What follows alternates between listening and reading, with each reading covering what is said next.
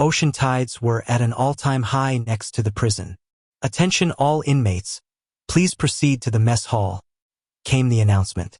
Inside, a prison inmate armed with a knife demanded to see the warden, furious that he had been thrown into such a deadly prison. He grabbed another inmate as a hostage. A prison guard approached and asked, "What's all the commotion?" Walking angrily toward the scene, he ordered the other inmates to disperse. They ran off in fear. The knife-wielding inmate threatened to kill his hostage, shouting that he didn't want some lackey guard. He wanted the warden. Without hesitation, the guard hurled his baton, striking the armed inmate in the throat and dropping him to the ground. The inmate clutched his throat, gasping for air. The guard, radiating a dark red aura, approached from behind and beat him mercilessly as the other inmates watched in terror. The inmate lay badly injured on the floor. The guard turned to the others and warned, "If one of you steps out of line, all of you will be punished." The protagonist glared fiercely and ordered, "On your knees, heads to the floor." 1 month earlier, in the warden's office, an inmate stood before the warden. "The professor is furious," he warned. "And when he's furious, bad things happen." The inmate demanded to know why the warden had handled the last incident so pathetically. The warden, clearly intimidated, stayed silent. The inmate continued, "A new guard named Ji-hun will be starting soon. Make sure he plays along. Don't let him refuse like the last chief did. It's not easy cleaning up the mess when a guard dies." Giving the warden a cold glare, he added, "You're in that chair to handle these things. If you can't, take it up with the professor yourself." The warden said nothing, but his mind was racing. A knock came at the door. The inmate turned toward it and said, "I'll leave you to your guest. But remember, if anything else happens, the professor will come here in person next time." The warden began sweating at the thought. The inmate opened the door and locked eyes with the protagonist, exchanging a tense stare before leaving. The warden greeted the protagonist, who introduced himself as the newly appointed head of security. Impressed with his resume, passing the difficult civil service exam and earning a perfect score at the training academy, the warden offered him a seat. The protagonist sat and asked, "Why did that inmate seem so at home in your office?" The warden claimed they were just having a brief chat. The protagonist pressed further. "Wasn't that the inmate who killed Officer Yoon Jongmin?" The warden quickly replied, "The officer killed himself, gambling debts." Ignoring the excuse, the protagonist said, "I'm head of security. I did some digging. What about Officer Park, who went missing about a year ago?" The warden grew visibly nervous. The protagonist leaned back. "Relax. I won't dig into the past, but I need a favor." Outside, the same inmate who had just left the warden's office stood at another cell. "The new guard doesn't look cooperative," he told its occupant. Defiant eyes. Closing his blood-stained Bible, the professor replied, "It's more rewarding to tame a disobedient dog. Bring him to me." Elsewhere, an inmate lay bleeding on the floor, begging the professor for mercy. The professor stomped on his head and turned to another inmate. "Bring me the new guard. You understand my orders." The inmate nodded, then froze as he spotted the protagonist approaching. "Bring him here," he shouted. A huge inmate stepped forward. "Time to come along quietly," the protagonist said firmly. "Inmate 5331, return to your cell. Now." The inmate grabbed him in anger. The protagonist gave a final warning, then struck him in the face with his baton, knocking him out cold. The onlookers froze in disbelief. "A guard hit an inmate?" they muttered. Anger spread quickly, and the inmates armed themselves, advancing toward the protagonist. He stood his ground, then moved like lightning, taking each one down in seconds. The inmate from the warden's office lunged at him with a knife. The protagonist dodged, swept his leg, and smashed the baton into his face. Looking down at him, the protagonist said coldly, "You looked a little too comfortable in the warden's office." He grabbed the inmate by the head. "You all seem to be having a grand time in here." Then he slammed his face into the floor. Flashback in the warden's office. You're insane, the warden snapped. You can't touch them. The protagonist replied calmly, I'm just here to do my job, and when it's done, I'll be on my way. Then, with an edge in his voice, he asked, Where is inmate Yu Dongcheol? Present day. The professor sat in his cell, reading the blood-soaked Bible. Every inmate around him lay unconscious. The protagonist approached and called out his real name. Yu Dongcheol. The professor froze, shocked to hear it. The protagonist unlocked the cell. Come outside. A few weeks ago at the detective agency, the protagonist was receiving information about Yu Dongcheol. The detective explained that Yu Dongcheol was a former university professor who had started a religious cult and committed countless vile acts. He was sentenced to 20 years in prison for assault resulting in death, human trafficking, and more. The protagonist asked if the detective was sure this professor was the man he was looking for. The detective admitted he wasn't entirely certain, but he knew that all the dirty work inside the prison went through the professor's hands. He also mentioned that he had seen the professor once during a prison visit, and the man didn't seem like someone you could reason with. Giving off an ominous look, the protagonist replied, No need to worry. I don't plan on doing any talking. Back to the present. The protagonist stood waiting for the professor to exit his cell. The professor rose from his seat, stepped forward, and, with an evil look, asked the protagonist to work with him. Shut up and come outside, the protagonist ordered. The professor removed his glasses, visibly upset. Suddenly, a gigantic inmate approached the protagonist from behind and attacked. The protagonist dodged, but the large inmate moved to block him from reaching the professor as the professor stepped out of his cell. You'll get yourself killed, the professor warned. Radiating a strong aura, the protagonist said, You're dumber than I thought. Coming out of your cell. The professor was startled by the man's confidence. He instructed the huge inmate to make sure the protagonist was barely breathing by the end of the fight. The inmate struck, and although the protagonist blocked the blow, the force still sent him flying. The professor snapped his fingers, summoning several more strong inmates. He smirked and said, The offer still stands, if you survive. As he walked away, he ordered one of his men to contact the warden and let him know he was on his way. But before they could make the call, the warden had already rung the professor on a private line. You looking to die? The warden asked, his voice shaky. I'll explain everything, but you need to spare the guard. If the head of security dies, this becomes a bigger problem for us. I'll be the one to decide that, the professor said coldly. Now shut your mouth.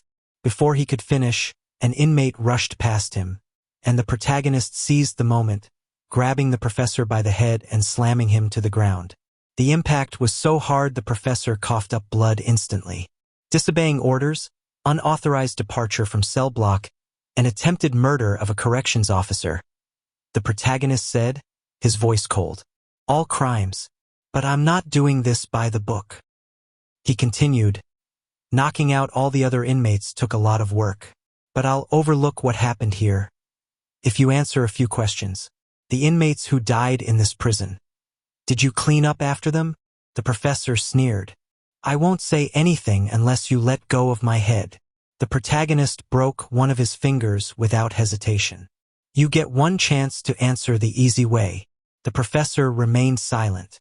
The protagonist applied more pressure to the broken finger. Keep it short. Get to the point. Who killed Seo Min-jun? The professor smirked. Never heard of him. The protagonist broke more fingers. The professor cried out in pain. You had one chance to answer things the easy way, the protagonist said, tightening his grip on his head. Suddenly, another prison guard approached.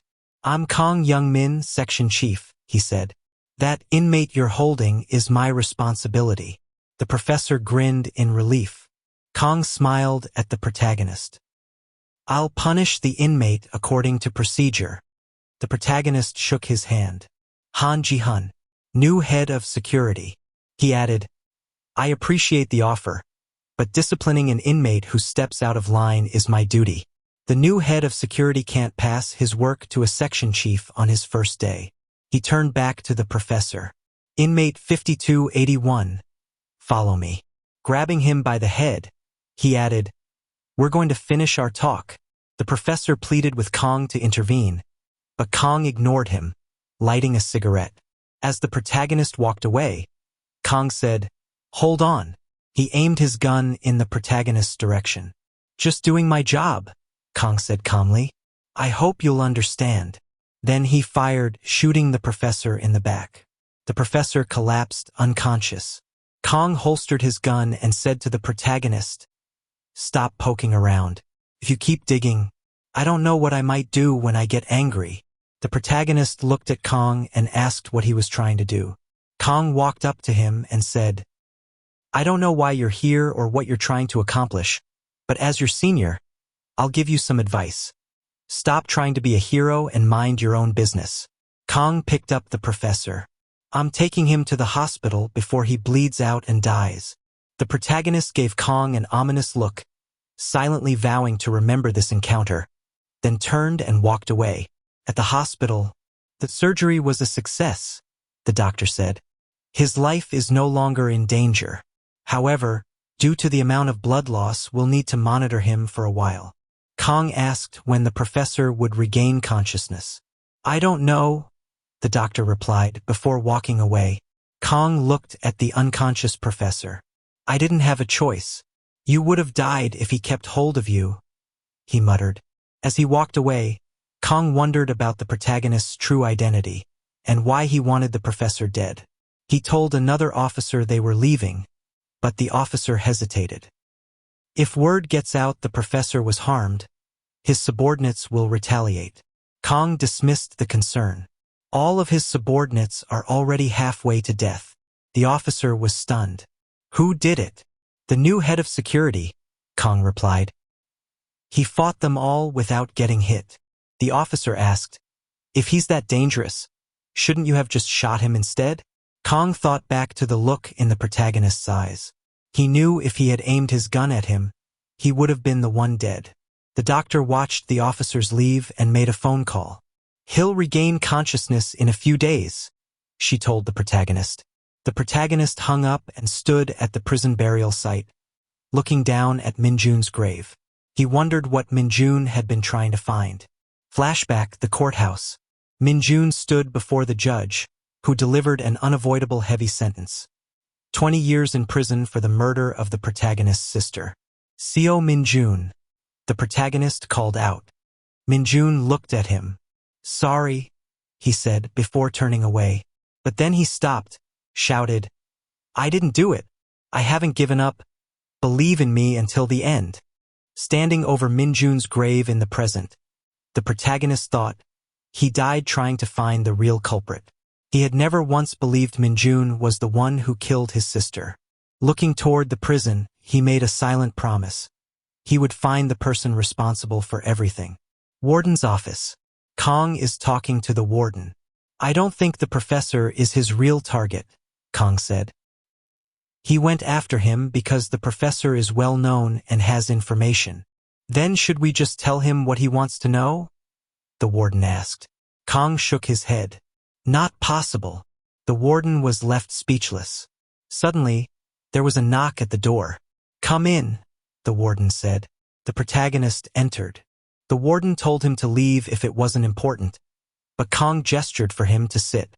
The warden asked Kong if he was all right. Yes, Kong replied. The protagonist was surprised to see Kong here with the warden. Kong asked, should I leave if you're uncomfortable? The protagonist declined. How's the professor? Still alive, thankfully, Kong said. I'll start visiting him in the hospital tomorrow, the protagonist said. I advise you not to do anything, Kong warned. I don't have to listen to you, the protagonist replied firmly. The warden shifted uncomfortably, caught between the two. Kong asked, why are you so interested in the professor? It's like you have a grudge. He seems to know something about a person I'm trying to find, the protagonist said. Then tell me who you're looking for, Kong replied. I can give you the answers. The protagonist's tone hardened. Seo Min-jun. Kong frowned. Are you playing games with me? Seo Min-jun is dead. You knew him well? the protagonist asked. Yes, Kang said. It's impossible not to. He was infamous for murdering his fiancée in a way too terrible to speak of. The protagonist said, From what I heard, his body was never found. He tried to escape and fell into the sea, Kang replied. That's why they never recovered it. How do you know for sure if you didn't confirm it yourself? The protagonist asked. The warden chimed in. Where could he be hiding if it's just the sea?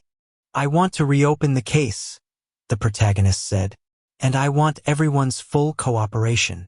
That's impossible without evidence he's still alive, Kang said.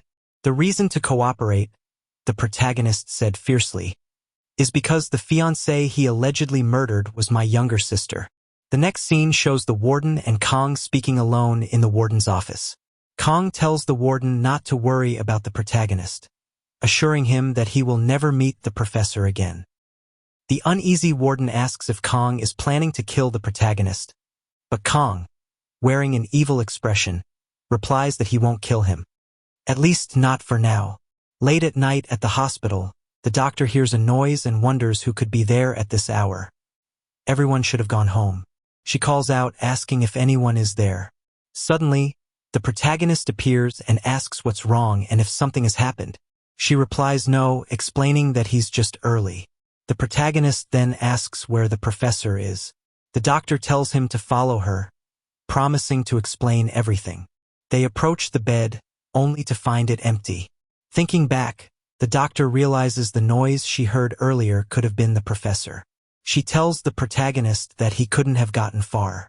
He runs out, instructing her to check the security cameras. Outside, the protagonist notices wheelchair tracks, but instead of heading toward the prison, they lead toward the town. He walks the dark city streets alone. The doctor calls him, reporting that the cameras show a man in a gray hoodie, wearing a hat, about 5 feet 9 inches in height, pushing the professor in a wheelchair and taking him outside. The protagonist spots a man matching that description walking past him and tells him to stop. The man suddenly bolts, and the protagonist gives chase. The protagonist quickly closes the gap and grabs the man. The man attacks, but the protagonist dodges and counterattacks. The hooded man blocks the strike and grabs the protagonist's leg, but the protagonist, far stronger, kicks him hard into a wall. The protagonist demands to know where the professor was taken. The man says nothing and lunges forward again, throwing dirt into the protagonist's eyes to blind him. By the time the protagonist can see again, the man has vanished. Moments later, Kang speaks to the hooded man, asking if something happened. The hooded man removes his hoodie, puts on his guard uniform, and says not to worry. The delivery was made without issue. He then walks past Kang, saying he's going home after his last rounds. As he leaves, pain shoots through his arm, and he realizes the protagonist's kick had fractured it. The next scene shifts to an abandoned building, where the professor wakes up and wonders where he is. A butcher is cutting meat nearby. The butcher gives him an ominous look and mutters, wondering how the professor is already awake. The protagonist is walking along a dirt trail, following footprints. The prints lead to a correctional office building. A man in a hoodie approaches the protagonist and says this is a restricted area for outsiders. The protagonist explains that he's the new head of security and extends his hand to properly introduce himself. The hooded man shakes his hand and says his name is Choi Jin-young from the Classification and Review Division, adding that it's a pleasure to meet him. Choi then walks away, but the protagonist follows him. Choi turns around and asks if the protagonist needs something. The protagonist steps closer and tells him he's shameless, that he knows Choi is the one who smuggled out the professor, and that he can prove it. He warns Choi that if he doesn't want to trade his guard uniform for a prison uniform, he'd better start talking. With a serious demeanor, he asks where Choi took the professor. The next scene cuts to a butcher shop, where the professor is pleading to be let go. The butcher angrily tells him he's too noisy and threatens to shut him up. Suddenly, Officer Kang tells the butcher to stop. Kang asks the professor how he's feeling. The professor, furious at Kang for shooting him, threatens that the higher-ups will come after him if he's harmed. Kang replies that the higher-ups are the ones who gave the order. They've learned that instead of cleaning up the inmates, the professor has been making side deals and smuggling them out. Kong reminds him that nothing that happens on the island is ever supposed to leave it. This wasn't a minor infraction, it was a major violation. Kong says not to worry, because he'll get all the answers he needs. The professor warns that he won't say a word unless he's untied, but Kong orders the butcher to cut off one of his hands. The butcher agrees and moves toward the professor. Desperate, the professor claims to have information about those at the very top and promises to tell Kong everything. Kong lights a cigarette, saying he's interested, but he still doesn't trust a world-class con artist. He then orders the butcher to kill him. The professor pleads for his life as the butcher raises his machete. At that moment, the protagonist arrives at the building and opens the door. He walks into the back and sees the butcher. The butcher warns that if he comes any closer, he'll kill him. The protagonist picks up a nearby knife and says he's only going to ask once. Where is the professor?